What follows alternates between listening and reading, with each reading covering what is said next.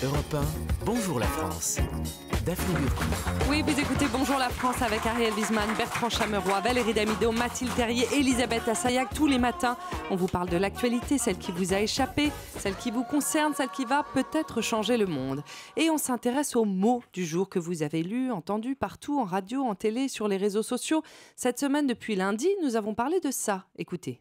Malgré la puissance, la réforme olympique 2024. Puissance, réforme olympique 2024, mais aujourd'hui, vendredi, Ariel Wiesman, vous ne vous laissez pas dépasser par l'info du jour. C'est vous qui choisissez votre mot et vous avez choisi le mot qui a résonné dans notre esprit bien au-delà de la journée et qui malheureusement est passé au second plan de l'actualité. Rohingyas. Écoutez.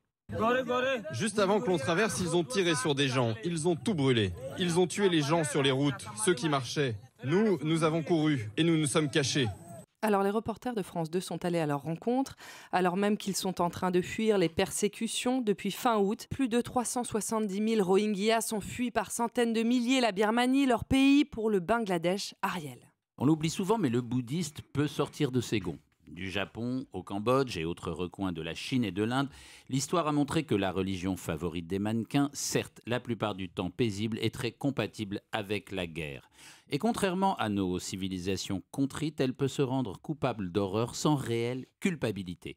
Aujourd'hui, on s'indigne d'entendre ces femmes Rohingyas de Birmanie qui racontent sur France 2 comment des moines bouddhistes, avec à leur tête le terrible Ashin Wiratu, sorte de Attila en robe rouge, tranche la gorge de ces musulmans, minorité birmane de 800 000 âmes. Beaucoup de personnes sont mortes devant nous. Nous n'avons pu sauver que lui. Ils sont morts les uns après les autres. Nous avons eu très peur. Nous venons chercher la paix maintenant. Les Rohingyas, véritables Roms de l'Asie, coincés entre le Bangladesh et la Birmanie, qui tous deux les refusent, est un des peuples les plus persécutés et les plus ignorés du monde. Sans papier, ils ne peuvent se soigner, travailler, vivre tout simplement. Pendant des décennies, aucune manifestation n'est venue à leur secours dans les rues de nos capitales. Aucune mobilisation dans les instances internationales, ni les mosquées, ni les couloirs de la Maison-Blanche ou du Quai d'Orsay.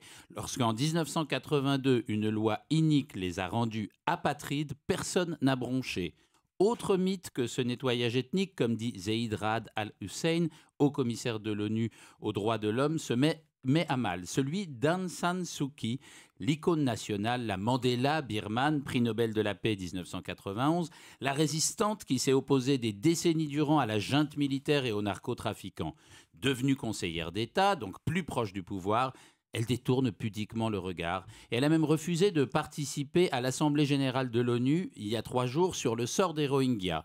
On ne connaît pas encore vraiment le nombre de morts, entre plusieurs centaines et des milliers, probablement des dizaines de milliers. Mais au fil des années, le sort de ces musulmans qualifiés de terroristes invariablement n'a bouleversé ni les médias, ni la communauté musulmane, ni les pétromonarchies qui pourraient aider ces croyants descendants des Perses, des Arabes, des Mongols, des Turcs qui sont passés par là et dont le sort est absolument désespéré. Ce sont leurs frères et ce sont les nôtres. Europe